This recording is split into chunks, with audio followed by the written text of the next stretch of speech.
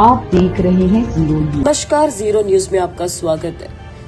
Election special 2026, जहां हम बात करने वाले हैं वेस्ट बंगाल और बांग्लादेश के वोटिंग अपडेट की। फुल ड्रामा, पॉलिटिकल और ग्राउंड रियलिटी के साथ वेस्ट बंगाल में गेम पलट गया। सबसे बड़ी खबर आ रही है, वेस्ट बंगाल में इस बार सच में हिस्ट्री क्रिएट हो गया है। रिपोर्ट के मुताबिक बीजेपी ने 200 प्लस सीट्स क्रॉस करके पहली बार बंगाल में अपनी सरकार बना ली है। मतलब जो राज्य इतने सालों से ममता बनर्जी टीएमसी का स्ट्रॉन्ग होल्ड माना जाता था, वहीं पर अब पावर शिफ्ट हो गया है। पॉलिटिकल एक्सपर्ट कह रहे हैं ये सिर्फ एक इलेक्शन ही नहीं, पूरा ईस्ट इंडिया का पॉलिटिकल बैलेंस चेंज हो गया है।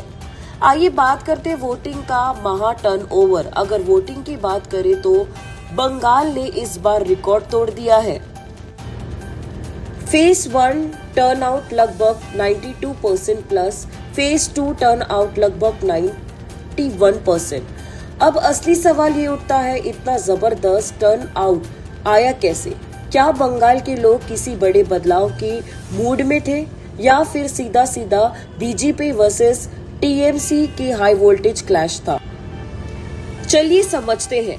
लोग के मन में चेंज की स्ट्रॉन्ग फीलिंग थी, अब कुछ नया होना चाहिए। ग्राउंड पर बीजेपी और टीएमसी के बीच फुल पावर टक्कर चल रही थी, जैसे कि एक पॉलिटिकल फाइनल मैच। और सबसे इम्पोर्टेंट, हर वोटर को लगा अगर इस बार वोट नहीं दिया तो शायद मौका चला जाएगा। सिंपल सबूतों में इस बार लोग सिर्फ देखना नहीं, डिसीजन लेने निकले थे।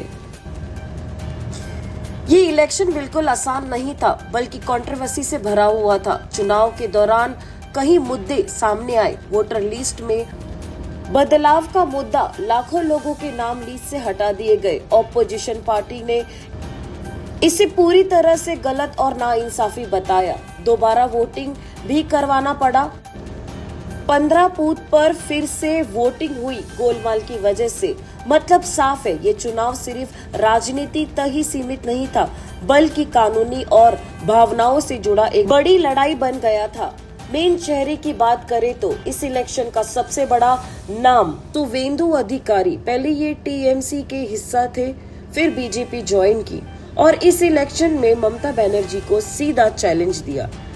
इन दोनों की मुकाबला इस पूरे इलेक्शन में स्टोरी लाइन बन गया है, एकदम हाई वोल्टेज पॉलिटिकल टकराव। बात करते हैं बड़ा नेशनल इम्पैक्ट के बारे में।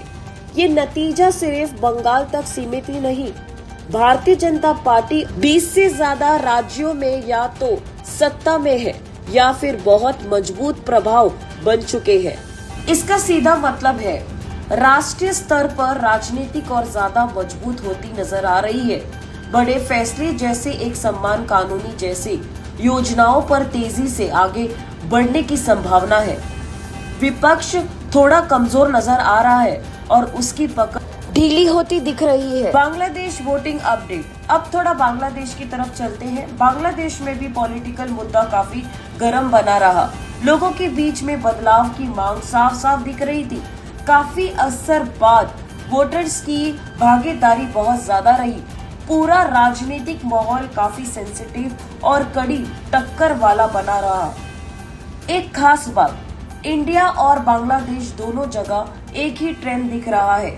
लोग सरकारी रूप से वोट कर रहे हैं और बदलाव चाह रहे हैं। फाइनल कंक्लूजन पे आते हैं। आखिर क्या समझा हमने?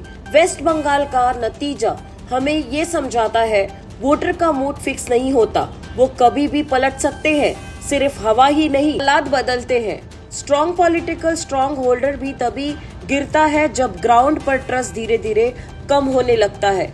इलेक्शन का असली गेम रैलीज या हेडलाइन नहीं, बल्कि ग्राउंड लेवल कनेक्शन होता है।